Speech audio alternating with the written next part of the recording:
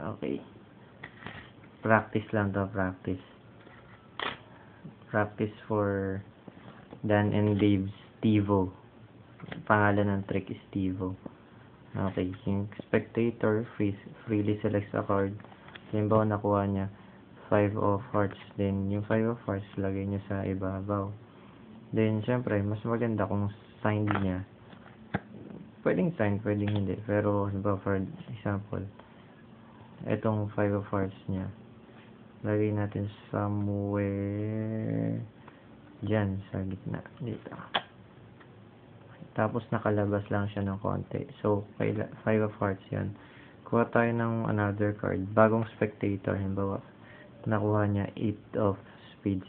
Ngayon, tingnan mo, yung 8 of spades, ito, then 5 of hearts, ito dapat siya. Ang gagawin natin is, wala, nothing in here. Kapag tingnan natin, look, ang nangyari is, yung 5 nasa babaw na end. Siyempre, ano tong nasa gitna? Yung 8 na spades.